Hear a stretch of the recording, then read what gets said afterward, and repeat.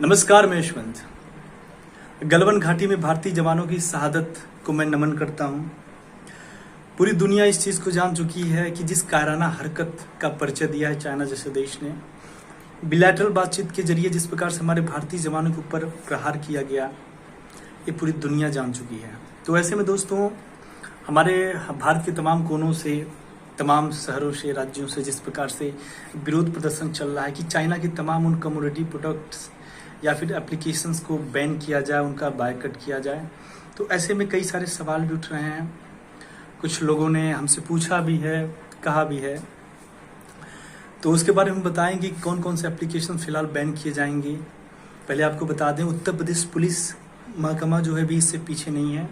वो भी बहुत ही तत्परता और शक्ति के साथ आगे आ रहा है इस चीज़ को बैन करने में, इसका विरोध करने में। वो सीधे सीधे कह रहा है किस प्रकार से आपको असहयोग जो महात्मा गांधी जी के द्वारा मूवमेंट चलाया गया था, आज उसकी आवश्यकता है। आप किसी संस्था, किसी पार्टी, किसी व्यक्ति विशेष के भले खिलाफ रहे हो, पर आज हमें ज़रूरत है जाति, धर्म, क्षेत्र से सबसे उठकर सबसे पहला जो प्राथमिकता है वो देश को देना पड़ेगा। यदि हम आपस में ही इस प्रकार से एक दूसरे से और एक दूसरे के ऊपर आरोप प्रत्यारोप करेंगे तो दोस्तों देश गर्त में चला जाएगा, और उसी चीज़ को हमें नहीं करना है।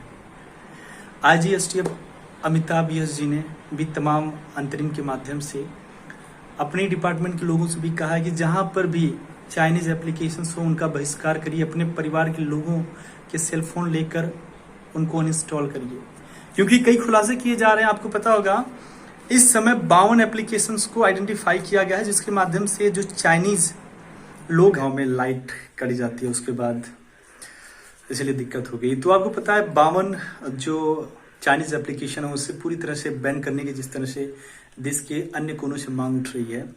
अभी एक एप्लीकेशन था जिसमें कह सकते हैं हमारे देश के जो बड़े पदों पर लोग विराजमान हैं, जो ऑफिशियली काम होता है, जिसे आप जूम एप्लीकेशन के नाम से जानते हैं, उस पर भी कई सारे देश तमाम तरह की आवाज़ उठा चुके हैं कि इस एप्लीकेशन के माध्यम से किस प्रकार से आपके निजी डेटा को चुराया जाता है।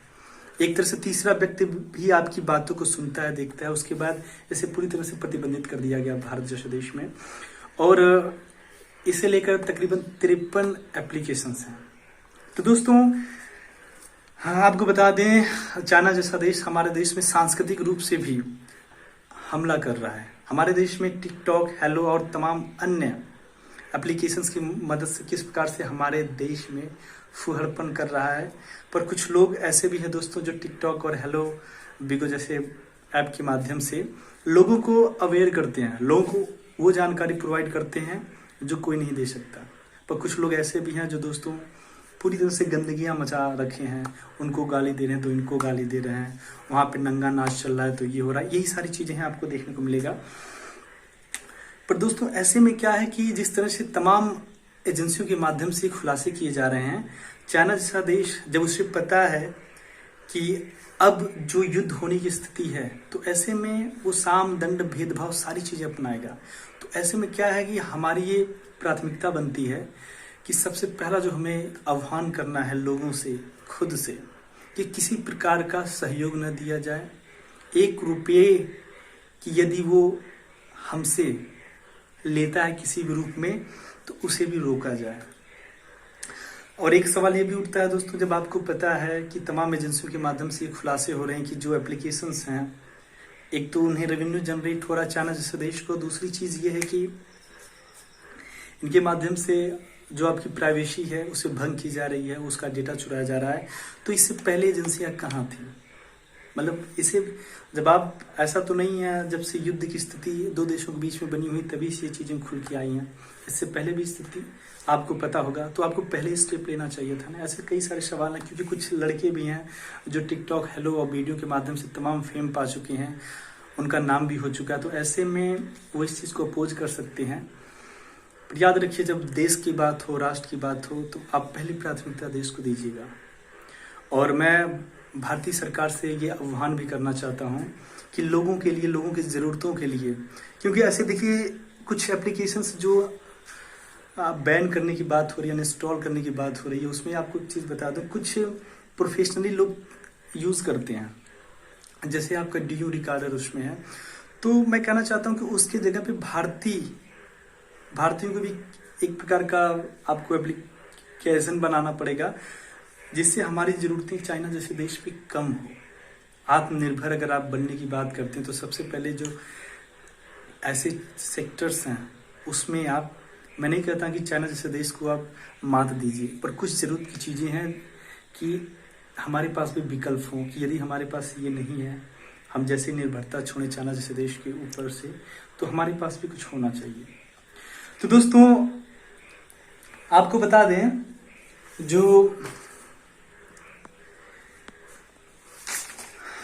आपको पता होगा सेकेंड लार्जेस्ट ट्रेड पार्टनर है चाइना जैसा देश, तकरीबन 77.9 बिलियन जो है कि हमारा उससे ट्रेड होता है। ठीक है, अमेरिका के बाद चाइना ही देश है, और उस पर मैंने एक वीडियो भी बना रखा कि चाइना जैसे देश के साथ हमारा जो ट्रेडिंग है कितना है। तो अब मैं बात करने जा रहा हूँ कि ऐसी कौन कौन से एप्लीकेशंस हैं, लगभग के बारे में बताऊंगा। वैसे पूरी तरह से तो 52 है, एक पहले का 53 है, पर कुछ चीज़ों के बारे में भी बता दे रहा हूँ।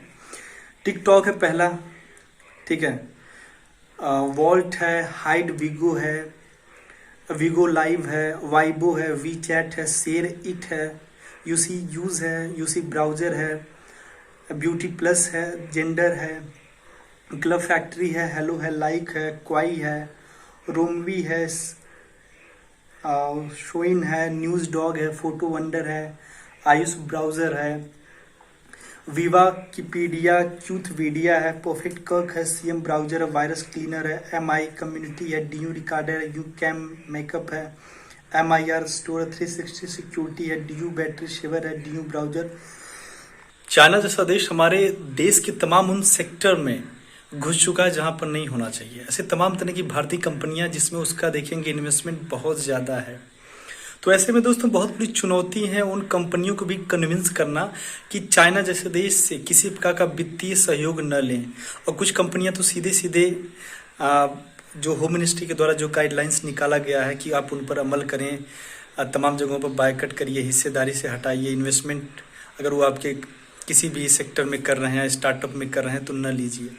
पर दोस्तों कुछ कंपनियां इसका विरोध भी कर रही हैं। वो किस मानसिकता की हैं और कहाँ तक जाएंगी समझ में नहीं आ रहा है। और हमारे भारत जैसे देश में जिस प्रकार से राहुल गांधी की मानसिकता को क्या हो गया समझ में नहीं आ रहा। सोचिए ट्विटर पे वो क्या क्या कहते हैं कि जो भी चाइना और हमारे देश की मिलिट्री के बीच में जो भी बातें हो रही हैं उसे सार्वजनिक करनी चाहिए, देश की जनता के सामने लानी चाहिए। इतना कॉन्फिडेंशियल ये मैटर है, और ऐसे में क्या है कि पूरी दुनिया को आप बता दीजिए कि क्या स्ट्रेटजी हम बना रहे हैं चाइना जैसे देश को मात देने के लिए, क्या कूटनीति, क्या डिप्लोमेसी हम निकाल रहे हैं, बना रहे हैं, क्रिएट कर रहे हैं, सारी बातें सार्वजनिक कर दीजिए।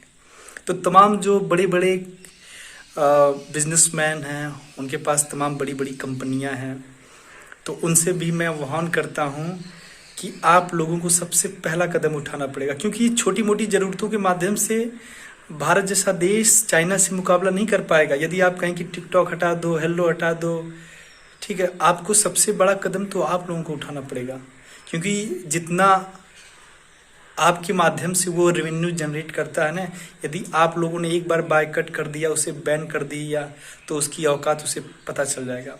पूरी दुनिया में अगर देखा जाए तो चाइना को खुद पता है कि सबसे बड़ा जो बाजार के रूप में भारत जैसा देश है, जिसका मैं शोषण कर रहा हूँ, निकाल रहा हूँ।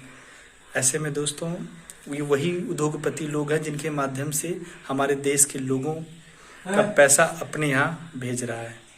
अब यदि आप कोई उत्पाद लीजिएगा जो आपके पास है वो रहने दीजिए, पर अब से आप प्रण लीजिए कि चीज़ों का बहिष्कार करिए, अन्यथा हमारे देश के लिए बहुत ही शर्म की बात होगी कि जिस देश से हमारे देश के सिपाही, हमारे देश के नौजवान लड़ रहे हैं और हम उन्हीं की चीज़ों को इस्तेमाल कर रहे हैं, उन्हें रेवेन्यू दे रहे हैं। तो ऐसा हरगिज़ मत करिएगा, इससे क्या हमारे देश के नौजवानों का मनोबल गिरेगा। आज के लिए इतना ही, नमस्कार, धन्यवाद।